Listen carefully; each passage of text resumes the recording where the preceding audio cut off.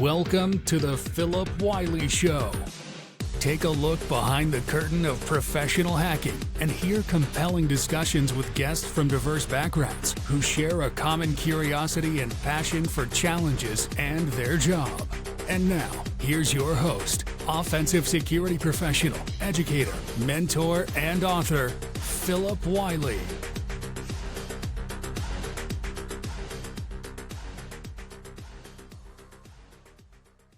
Hello and welcome to another episode of the Phillip Wylie Show. Today I'm excited to be joined by Tim Fowler. Fortunately, I had a good recommendation from a mutual friend, Velda, and she recommended Tim, so it was a great opportunity. This is one of the first live episodes we've done in a while, and Tim's got some exciting training coming out soon, so we wanted to get him on here soon so we could get the word out in time for people to take advantage of this training. So welcome to the show, Tim. Thanks for having me, Phillip. It's one of those things I have been meaning to reach out to you for, I don't know, months and months and months and be like, hey, let's see if we could do something. And then Velda's like, hey, have you been on Phillip's show? And I'm like, no. She's like, let me take care of this. And like 5 minutes later, we've got it scheduled. So yeah, I'm really excited to be here, and I'm just going to have a conversation. Yeah, it's like when I was telling Velda that I intended on having you on for a while. I just, the thing is, and you understand this because you know a lot of people in the cybersecurity community. When you know a lot of people, sometimes you think of something, yeah, I should have them on or whatever, and then you just kind of forget or something else comes along. Yeah. Yeah, I've got about 12 and a half seconds to do something or it's gone. Like it's, and I might remember it again later, but yeah, I had actually other people, Zach Hill with anti-siphon training and stuff. He's like, hey, you need to get on here. And here we are. Yeah. One of the good things too is this audience is a lot of people come here to learn. So that's a big part of the audience, but there's a lot of folks too that are experienced in the field, but they listen to the podcast. But it's kind of like I've said here recently, kind of found another way to describe the show. I've got industry legends and hidden gems, because there's some of those people out there that you meet that you just didn't know anything about, but man, they're just a wealth of knowledge, and doesn't mean they're new either. Some folks are new and there's some people have been around for a while, just like White Knight Labs. I found out about those guys from one of my listeners and past podcast guests, Michael Kim, and he's sent me a lot of good recommendations. Yeah, no, dude. So I got introduced to White Knight Labs probably back in 2021 or something. I think they were doing some training in conjunction with Way West Hacking Fest in San Diego or something. That was the first introduction to. But yeah, I've been following along with what they're doing, and it's just really cool when you find these things. It's like, man, I feel like I should have known about that all this time, but all of a sudden it's like someone's like, yeah, have you heard of this? No, I haven't, but let me look into it. And that's one of the things that I just love about the community as a whole, is just, being able to feed into each other and help everybody grow. It's awesome. Yeah, it's pretty amazing. Yeah, it's one of the things that I really share with anyone I know wanting to get into cybersecurity, and some of my former students I used to teach at Dallas College, sharing with them to get involved in the community, because it's just amazing how much easier it is to get a job when you're connected to the community than without it. 100%. I mean, I maintain that there's two types of networking that we need to be good at when it comes to the information security, cybersecurity industry. Obviously, the first one is, traditional networking in terms of ones and zeros going across wires and stuff. But also the other part that you can't like diminish or anything is just the human networking side of stuff. Like I mean, we're having this conversation because of the human network that I've had in my entire career has been built on relationships with people. Just off the cuff happenstance kind of things have built these, decade long relationships that I'm just so grateful for. And it's really awesome to look back and go, it's like, man, like that's just, I'm here because of X, Y, and Z or so or whatever. It's awesome. It's just amazing. You don't really realize the power of it until you experience it. Because I was was a sysadmin from 97 to the end of 2003. From 2004, I got into security, and it was like years before I really got into the networking. It was probably not until 2013, towards the end of 2013, because one of the things that happened was the mortgage company I worked for over 14 years, that was pretty much my socialization. And so once I went to work consulting for Verizon and their consulting team, it was all remote. So any kind of friendships you had were either online or either meeting people in person. And so one of the things I did is I got connected to the community, and that's Yeah. Yeah, it's interesting that you talk about that. So I've been working remote 6, 7 years now, and I love it because there's a lot of freedom and stuff. But it is definitely you become really cognizant of how many relationships you have that exist on the screen or behind the keyboard, and stuff. And it does make community just that much more important. It's like one of my favorite times of years is I live in the St. Louis metropolitan area, and we have B-side St. Louis, and it's just like that's like it's like going home, hanging out with people. We've got other great conference, Show Me Con, coming up in June in the area, and this is where I get to go and hang out with my people and learn and swap stories and things. But then even then, just smaller events and just little get-togethers and all. It's like community is so important, and it's not only how we can help other people grow, but it's fundamentally how we grow ourselves. And getting those different perspective and insights. Always kind of you hear this saying that it's all about who you know. And I just think that's the biggest load of crap ever. Because I've shaken or shook Michael Jordan's hand twice in my life, but he doesn't know Tim Fowler. There's yeah. no relationship there. But it's really what is who knows you. Because in my career, it's the people that have known me and know what I stand for and what I'm capable of. Those are the ones that have become the biggest advocates of Tim. And they've allowed me to do things and experience things that I otherwise wouldn't have. And so because I've had that experience, like it's just as important for me to try to give that experience to someone else, like to be that person. And it's all about a community centric approach to learning, sharing, and just frankly just caring about the people around us and how we can give into them. Yeah, it's kind of amazing, you just kind of mentioning we can learn so much from the community. It's kind of funny. There's times I've learned more in LobbyCon and just talking to people than I actually learned in the conference. Yeah, dude, LobbyCon is my favorite. Like hands down. In fact, like I've gotten to the point in my career where most of the times that I'm going to a conference, it's twofold. I'm either speaking or presenting or teaching or something like that. And then I'm going to support my friends and my colleagues. And then every time else, other than that, like I'm not in a talk. I'm not like because most of them are recorded, or I can go back and get the information.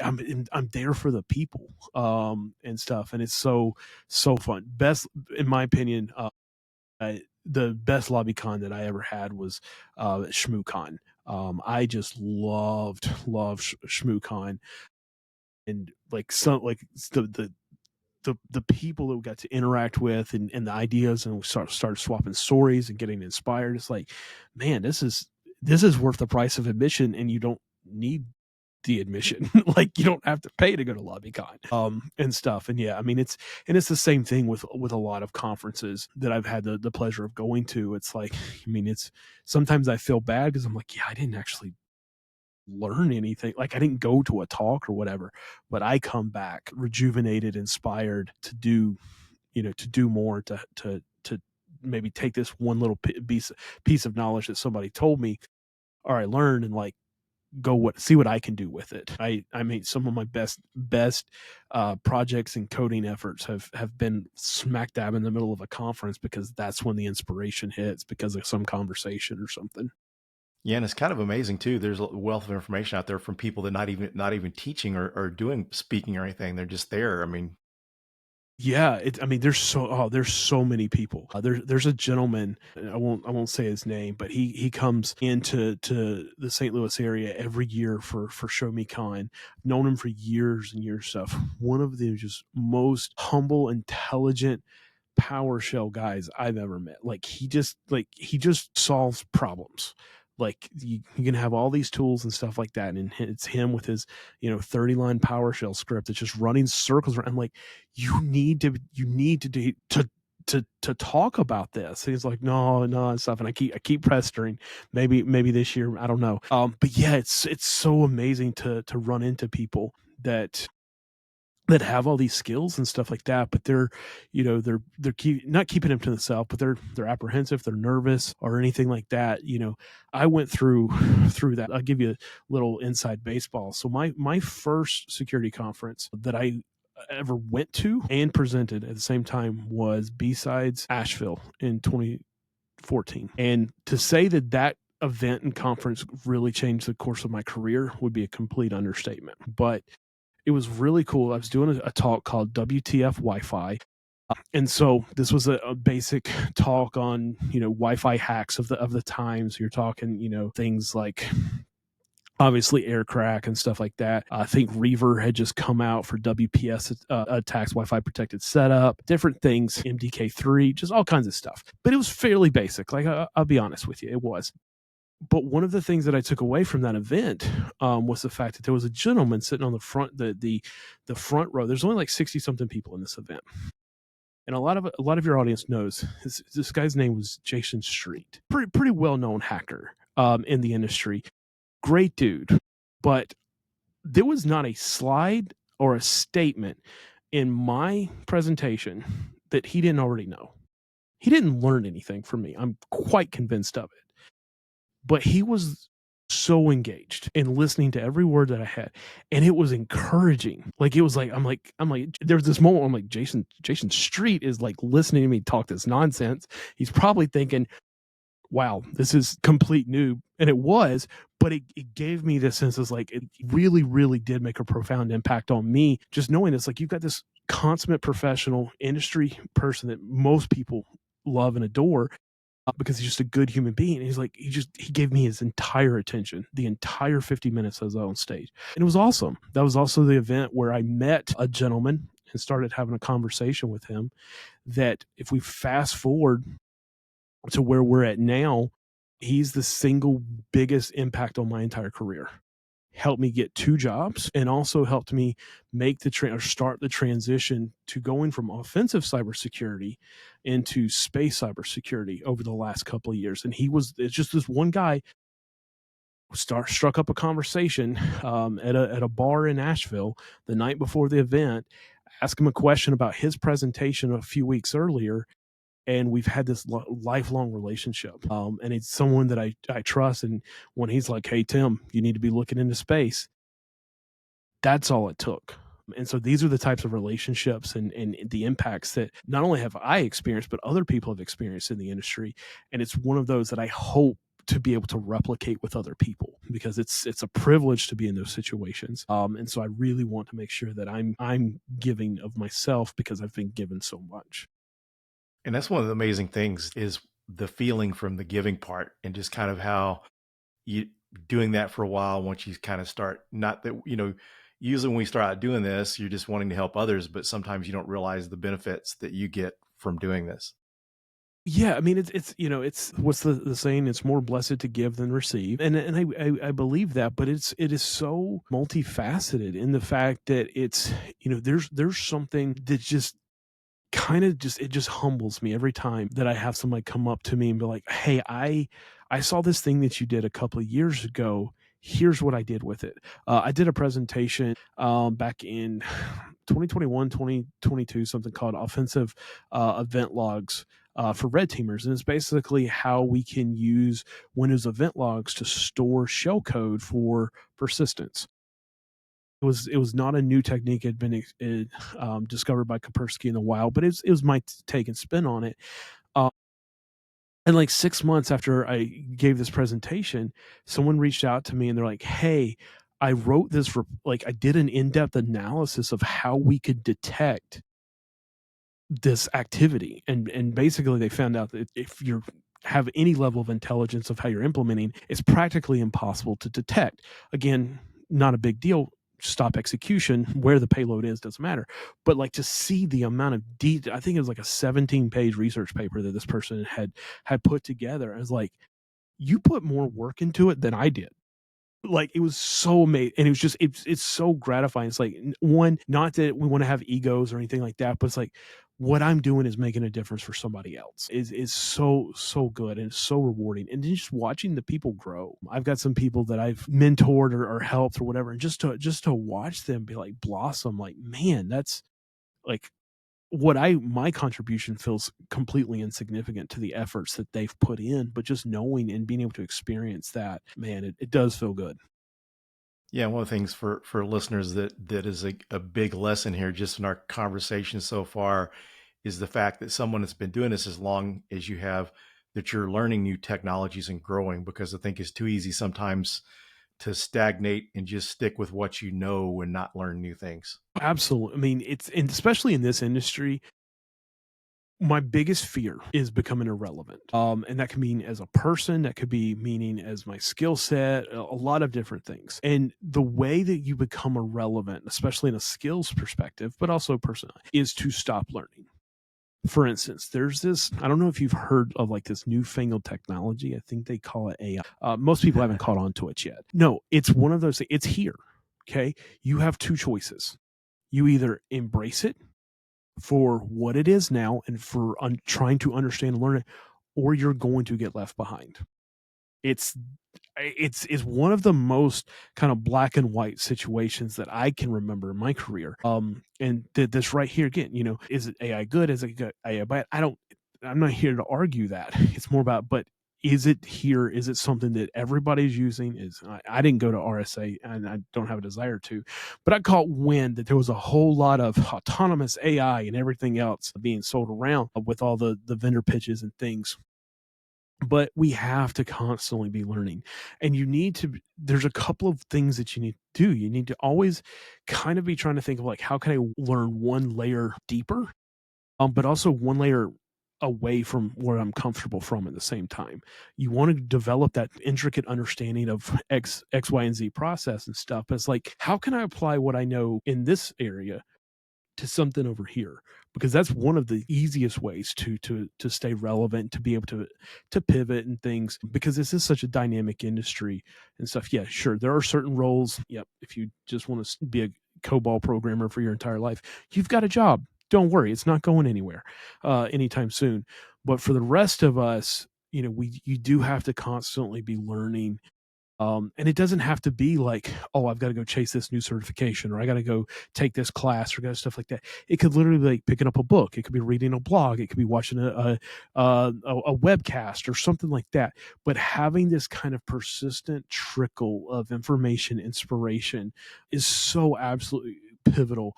And it has been in my career, because I can pretty much timeline in reverse back to the specific moments, the specific ideas of what generated those and how I was able to leverage those. Of course, that's the benefit of hindsight being 2020. But again, I know that that's going to carry me forward to just always be learning and be opening to new ideas and new constructs. And one of the things that I love and encourage people to do is, like, if you know something well enough to do it, you can teach somebody else how to do it. Like, you can, like, it may be rough around the edges or whatever like that, or you can share, because there have been so many times that in my career that I should definitely have shared more details and more information than I did. But I look back and go, I was like, what if this person hadn't written that blog post? Like, it would have completely, like, it would have altered what I was going to do or how I approach something and all. And so understanding that, like, what is important. Yeah, you may not know as much as somebody else. That doesn't matter. Like, the problem is we can't measure ourselves against everybody else. I just need to measure myself against my past self. One of the things, there's a gentleman named BB King. He works for Black Hills Information Security, a great guy. And he's kind of like the reporting guru. But one of the things that he says, and he's got a class or a workshop that he's taught on how to write a report and stuff. He's like, you want to write to a technical level of yourself like a year ago and stuff. And it's like, and the thing that's interesting about that is, like, that's always a moving target. What I knew a year ago and what I know now are, like, completely different. I'm able to either understand things or explain things much more differently. And so it's like, you want to measure yourself against the past version of you, not the InfoSec industry. Don't go onto Twitter. I'm still going to call it Twitter. I can't get on board with X.com. Yeah, it's hard. Or whatever, but like don't go and compare yourself to, you know, all of these people that are doing the conferencing and talking all of this stuff. Like, no, it's like that's well and good for them, but are you doing something to make yourself better? And it's small chunks is all it takes. You don't have to, you know, I call it the persistent trickle. It's effective for Chinese water torture. It's effective for learning. Yeah, it's interesting too because so many times people think they don't have anything to share and they're just starting. But one of the things I like to tell people is, you know, you're a step or two ahead of someone else, and you can always help someone else. Yeah, and it's like the thing that's like, excuse me, hard for a lot of people to kind of digest is, did you have a pain point in your learning process? Most likely, yes. How did you solve that? How did you get around it? Okay. That's what I want you to share. Why? Because now you have just solved that pain point for somebody else. They don't have to go through your struggles. And I have mixed feelings on the grind culture that we see a lot of stuff and things that, you know, I want the next generation to be able to leverage the experiences that my generation has. And I don't want them to have to make the same mistakes. I don't want them to have to grind to solve what we've already solved. Now, there are some benefits, like, you know, certain things you need to do that. Like when I took the old school OSCE back in the day, like that was a grind. Like I needed to go through that kind of process to actually learn this stuff and all. But when it comes to day in and day out stuff, like I should be sharing, if there's something that a shortcut that I figured out, I should be sharing that with everybody else. Why? So that you can take that same shortcut. It doesn't mean that you don't go back and kind of fill in the gap to complete your knowledge. Half the time when I'm learning, I do what I call learning backwards. Like I know the fundamental concept. Like I know this happens in that, but it's like I don't understand all the whys and the hows on the back end. So it's like I know if I do X, Y, and Z on a penetration test, I'm going to get this result. But then, you know, that's great from an operational standpoint because, you know, you're results driven. But I learned that process backwards, back to the beginning, going, how do we do this? Why is this working? What are the elements and stuff? And so, you know, that's one of the things that I would encourage anybody is capable and able to share their experiences, because your experiences are unique to you. Like you're the only one that has them. And so your perspective and things, even if it's like, hey, I tried all of this and I couldn't get it to work. Cool. That is awesome. Yeah, kind of like that too. The grind mentality, because there's just some things that are kind of old and outdated that we need to get past because it just makes it harder for people coming up that they're used to that mentality, and you know it's kind of preventing them from, you know, improving and growing. When why not, you know, do it this other way instead without that? I mean, there's times that I guess you have to try to work hard at certain things, but one of the biggest things, you bringing this up, there's too many times that I've sat there and tried to figure things out before going to someone else, being stubborn, not asking Yep. for help. Yeah. Yeah. So the one thing I will kind of caveat that, and anybody that kind of has worked with me or is like, I will do anything I can to help somebody out, but you better show me what you've done up front as far as the work. Like I tried X, Y, and Z, and I still not getting the results. That's fine. I probably won't give you the answer, but I will put you in a nudge you in such a way that you can continue to learn. Because I don't want you grind. I don't want you burning out over this something just because, you know, it's so easy. What was the saying for us to, you know, miss the forest for the trees or whatever like that, where you were so tunnel vision that it's like you can't take a step back and go, this makes much more, and it's so much more impactful when you learn that stuff. But yeah, it's like one of the, going back to like the networking thing that we talked about with like human stuff, like you don't have to know all the answers. It's much more valuable to know where you can find the answers. And, you know, so for me, it's like if I got a Cisco question, I know who I'm going to go talk to. Like I don't have to be a Cisco expert or whatever, because I've got one in my back pocket that I can, hey, I got this question. They're like, yeah, here's what you do, yeah, stuff, and building those relationships. But I kind of look at it like the OSCP. I have my OSCP. I have feelings about it now that I didn't have back in the day. But it's like one of the things that concerns me still to this day about is like this fact that it's like the grind and this artificial pressure and stuff like that. I had an intern sit with me years ago. We were doing some stuff, and they're like, "You've spent 60% of your time Googling." Yep. He's like, I thought y'all had to know all this stuff. It's like, no, we know how to put all the pieces together. but we don't, I don't have to remember every command line argument for Nmap or for anything like that. It's like, knowing how to ask for questions and when to ask for questions. And then also tie like, different answers from Stack Overflow and trying to figure out how they all correlate or whatever. But yeah, figuring out like that you're going to get in rabbit holes. Can you see that? Can you like, hey, I'm stuck. My advice would always be like, if you're going and asking someone for help, preface like, here's my question and here are all the things that I have done to try to answer this myself. What am I missing? Don't necessarily expect them to just like, the answer is 42. They might, depending on the personality, but the better mentors and stuff like that they're going to help either open up your vision or narrow it down on the things that you need to focus on to be able to get that objective completed. Yeah, that's interesting. I think too, that should be a lesson for folks that are mentoring and been around for a while and they help people too, is to be patient, because one of the things that I've ran into, I've had people asking questions and these were things I didn't know right offhand. I was having to Google it to get the answers for them. And they turned around and said, thank you for not telling me to Google it. And one of the things is people that are experienced, you get to realize, are people lesser experienced, is sometimes you have to understand what questions to ask to get those answers. And that is an art form, like I take it for granted that I know how to Google. I love my wife dearly, but she'll be like, I was looking for something and I can't find it. So I pull up my phone, open up Google, one search, bam, first there. She's like, what did you search for? And it's like, I just, it's like knowing, like understanding like how to work this. It's the same thing with AI, like understanding what its limitations are, what it's capable of, and the kind of guardrails that you have to put around your prompts and things to get it an actual legitimate answer, or 90% legitimate.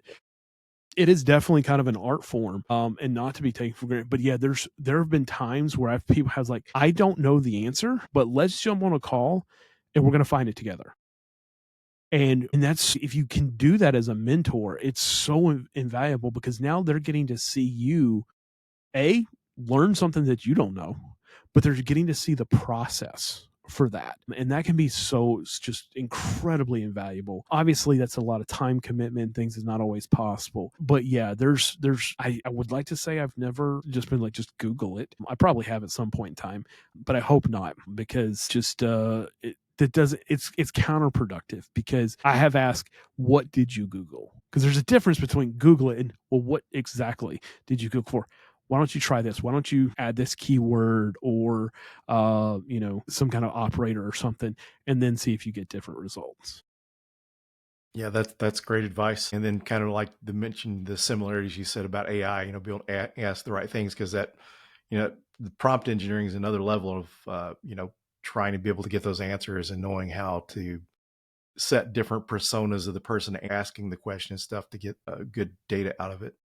Yeah, and it's this is one of those, there are people that are going to excel just mightily at it, and there are other people that are going to struggle with it, because it's it's the construct is kind of difficult, because it seems like you're talking to an intelligent being, but you're not. You're talking to a computer, and computers aren't really that smart. It's basic inputs, basic outputs, and understanding that like you've got a system that was designed in this specific way, trained on this specific model or data and stuff, and it's like, I've got to figure out how to work within those constraints. Is really, I mean, it's exciting, it's interesting, it can be extremely frustrating. I had a situation just the other day where I'm just like, flat out like, stop hallucinating, just do the thing I'm telling you to do, which was literally read a Python script from a GitHub repository. But he was just making up all this stuff. I was like, all right, like we're gonna like forget everything that you've already, all previous instructions, let's start fresh. But yeah, it's being able to interact with it in the way that's like, hey, okay, I'm going to give you more information. And typically the way you would do it is you would layers, like start with like a generic question or statement or whatever like that. And it's like, okay, it missed the target. So we're going to add a little bit more specificity or whatever to it. and then try it again and stuff. And it's the same way with like helping other people learn. Is I'm going to ask you a generic question. Okay. Well, you're missing that. Let's get more specific and kind of drill down until you actually have an understanding, or you just break down and cry. Yeah. So one of the things that I ask my guests on the podcast is to share their hacker origin story, kind of how they started. And this is pretty important because the nice thing about it is it just kind of shows people what's possible, kind of your path and stuff. So if you wouldn't mind sharing your Yeah. So I've already talked about a little bit of it, but I'll kind of do the whole backgrounds. I started building computers with my dad when I was very, very young. First computer I built was a 386, I believe. So it was always like I was in that kind of first generation where like we had computers in the classroom, things like that. But they were very much just things. I wasn't really excited about them or really that interested in them too much until I got into high school. And then in high school, there was this company called Motorola. Some of us have heard of. They released a just revolutionary phone called the Razr. And I wanted a Razr so incredibly bad because it's just the coolest phone out there. But it was also this other thing that I had in doing some research that I figured out was this was back in the day. I'm kind of dating myself and stuff. But we had this thing called free nights and weekends where you could have free phone calls after like 9 p.m. and stuff. Well, the Motorola Razr could also act as a data modem. And so my dad he had the Wi-Fi turn off at like 8:00 at night because he knew me and I was, up at all hours of night and stuff. So once I got this Motorola Razr finally, I figured out how to go through the process and connect it into this laptop, this old Dell Inspiron 8100 laptop, so that I could get maybe like, I don't know, 30 kilobits per second internet after hours. And that kind of really started this idea of like, man, it's like, what, obviously it was kind of intended to do that, but it's like, how can I leverage things in a way that they weren't necessarily designed for, or in a situation to circumvent the rules or whatever?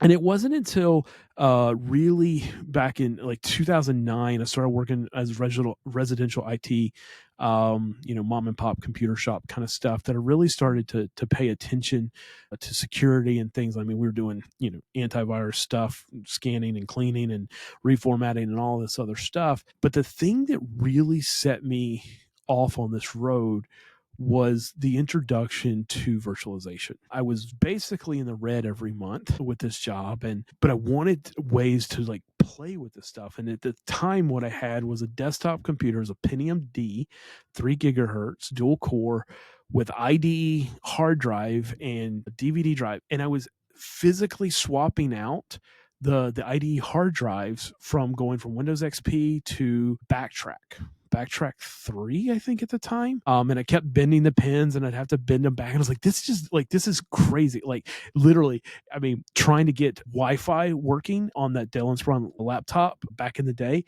it was this just painful process of literally me like going to one computer, printing out a bunch of instructions, spending a week and a half trying to get the wireless drivers working. It was just it wasn't so frustrating. But then I came across this virtualization. And I started doing the research. I was like, I can run multiple computers or systems like on one. So saved up some money, built a little system that is Intel-based system that actually supported virtualization and hyper-threading and all that good stuff. And that's when I really started doubling down. It's like, I want to learn like what we're dealing with, from viruses and stuff. Like, how does this stuff work? How can I start to attack these stuff and really approach it from a purely offensive mindset? It took me a couple of jobs going through enterprise security for an automotive manufacturer, which I don't wish on anybody. It might have gotten better now, but I'm not sure. To working for an open source routing firmware company out of South Carolina that's making custom router firmwares for VPN appliances and stuff. Before I really transitioned, like, no, I want to do offensive security full time and penetration testing and all of that kind of stuff. And this happened to correspond with the timing of B-Sides Asheville back in 2014, where it got connection with a couple of people and got invited to speak at this gentleman from Alabama. And we started talking, and we have continued to talk. Since then, he has been responsible for 2 different jobs that I've had in my career, and also this third, kind of revitalization, not pivoting into space cybersecurity that I've done over the last 2 years, all because of like that one event. And so it's been a fantastic tale. But yeah, virtualization and the Motorola Razr. Yeah, I remember when those were the hot phone to have. Man, it was because that was the first one that I got to mod. It's like change out all the splash screens and all the tones. Like, I mean, it was a really hackable device, and there was some great forums out there on how to do it and stuff. But it was for me, being able to have access to the data after 9 p.m. was just incredible. I mean, it was so painfully slow, but that was actually the way I kind of made it work and stuff, which is IRC and some, even then some BBSs were still up and running. So no image based stuff, but it was just like, that was the first time where it's like, wow, you could really take something that's designed for one thing and use it another. Now, again, in this case, it was designed for that, but it's like, it was my application. It was this freedom that again was like, well, what if I use something else or things? And that's a mindset that I've carried with me since then. Yeah. So one of the things we want to discuss is your new training that you got coming out. Yeah. So for those of you guys that don't know, as I've kind of indicated, I've been making over the last couple of years a kind of transition from a purely offensive security, pen testing, red teaming kind of stuff like that. I've been really focusing on space cybersecurity and how we can take the concepts and the things that we do day in and day out as offensive security professionals and apply them to the space industry. Last year, I launched a course. It was originally called Introduction to Cybersecurity and Space Systems. We've re-architected it to Foundations of Space Cybersecurity.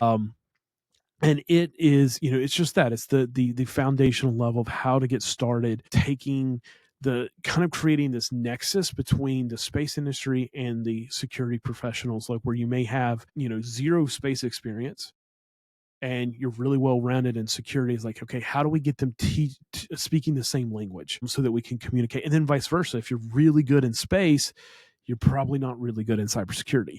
And this is kind of the crux of the problem. So that's been a very successful class. I've had the pleasure of teaching that. Air Force, Space Force, multiple national space agencies, JAXA, NASA, a bunch of like all over the world and stuff. And so now we're getting ready to release in June the kind of the next generation of it, or the follow-up to it, and it's called Defensive Space Cybersecurity Foundations. And it literally picks up where the original course kind of left off. But I'm doing it in a lot different way, or at least I feel like it's a different way. It's very scenario driven, not super slide heavy, very much lab driven kind of stuff. But essentially the premise is you have been hired on to work for a company called Nova Orbital Systems as the flight operations director. And if that doesn't mean anything to you, take the class. You'll understand exactly what it means. And you're managing a constellation of 11 satellites, 7 in Leo or low Earth orbit, 4 in MEO, medium Earth orbit, and then 3 ground stations. And your goal is to maintain operations and have everything be as secure as possible. The problem is there's been zero security consideration. And as a result of that, the environment was breached the night before your first day. And now you've got to live your worst nightmare. And so the way we do it is we take it module by module to go through it, starting with, first of all, realizing that something has taken place that's wrong. We do some machine learning for anomaly detection. We look at some of the different technologies and solutions that we go through there, and we systematically work the incident. It's basically like a giant tabletop exercise for incident, but it's all lab driven. Then once we get to a, kind of a nominal state, we understand what's gone on. We have to start a recovery process. Again, we didn't take security into consideration to start with. So how do we do this? A little peek behind the corner. We actually have to develop an exploit for our own flight software to be able to patch the vulnerabilities, because we didn't design it to be patched initially. So we go through, recover our asset that we've lost control of in orbit. Then we can start rolling in the specific layers of security that we need to do, from things like encryption and authentication and authorization, building in more redundancies and fail safes and early detection capabilities, kind of, closing that loop back. And so it's a 16-hour course that we're going to be debuting. Like I said, it's going to be debuting it in June. It's going to be both taught live and on demand. And so just really, really excited about it. Like I said, this is kind of the next generation. If you happen to take the previous course, this is going to be completely different. We've talked about it in those courses and stuff, but it's a lot of like thought processes, things. Every decision that we make actually has a impact on the next decisions that you have to make, and kind of showing that in a safe environment. You're going to be able to do some things that you necessarily wouldn't be able to do in the real world, but we can have a little bit of fun of it, be exposed to some different kind of systems and technologies and things that you can really kind of bring back home. And it's like, okay, these are why these things matter. Because it's one thing to be like, all right, everybody, you need to make sure that your links are encrypted, and then we have proper authentication on all communications. And okay, cool. What happens if we don't? This course shows you what happens when you don't. And then it shows you the effort that has to go into actually doing it the correct way. And it's hard. It's hard, and there's concessions that have to be made because we butt up against the actual constraints of operating in space. And it's not as simple as, well, we can just send a technician out there with a USB drive and patch it or turn it off. It doesn't work that way. The average cost to send a technician to space and turn something off and on again is probably upwards of $100 million between flight, astronaut training, rocket launch, and all of that stuff. So we better be taking these considerations into account here on the ground, and it starts all the way back at the design phase. And that's really, we just hit each step of that process, but we do it completely backwards through a scenario of literally the worst case. Yeah, that's very cool. So how can people get access to your course?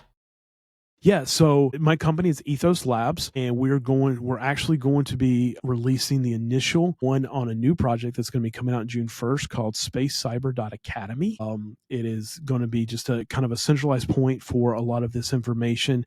You also can take classes with me in live and in person through Anti-Siphon Training, which I had a great relationship with them and had the pleasure of teaching through them multiple times. And so those will be some of the places that you'll be able to look out for that. Also, if you're interested in hardware stuff, I do teach a hardware-based class where you get to build, or you get to assemble your own CubeSat, and you get to take it home with you at the end of class and stuff, but you learn how to hack it and stuff. So it's the same concepts from the original class, but instead of doing it in a virtual machine, we're doing it over the air with actual hardware.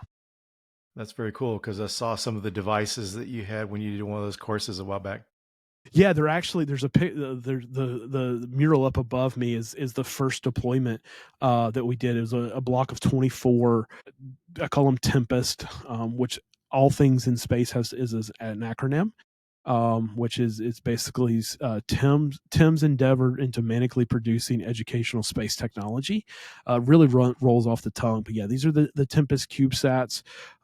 We've deployed 78 of them thus far, and so the next class that is available for that is going to be at Wadwest Hacking Fest Deadwood in October. I think October 7th and 8th, with the conference to follow. There is a limited number of seats available for that. We cap it out at like 20 for physics reasons, and also legal reasons, because we are operating in the ISM 950 megahertz spectrum. Want to make sure that we're not saturating it or anything like that. So we do kind of limit that, but there are still seats available for that as well. Very interesting. So you've gotten into some really cool stuff. It is just beginning. It is, this is a really exciting time for me, because I don't even want to say doubling down. I'm tripling down on the space stuff, because I believe that there is such a need for it, and that as we look to the Space Race 2.0 and the new space economy and stuff, we have yet to even ask all the questions that we need to when it comes to securing space, much less deriving the answers. Yeah, you can definitely see the need with all these private companies like SpaceX and Blue Origin.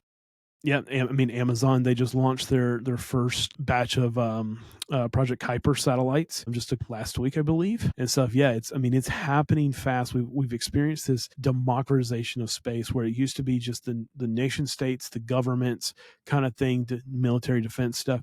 But that's not the case anymore. You've got so many different nations. You got so many different commercial entities and different objectives and goals in space. And it's one giant sandbox that we all have to play together nicely as much as possible. And so it's, as we look further out into, forecasting into, lunar operations and mining on the lunar surface and potentially asteroids and stuff, you're talking about trillions of dollars of resources that are going to be coming back into and being transited between, different celestial bodies and things. Those have real world value. How are we going to protect those? And so it's not just about, the satellites or human life and things like that. There's going to be a wave, and I'm excited to be a part of it. Yeah, it kind of makes sense too, especially the private involvement in space now, because how any new technologies come out and kind of really get popular, how things really start to grow. Yeah.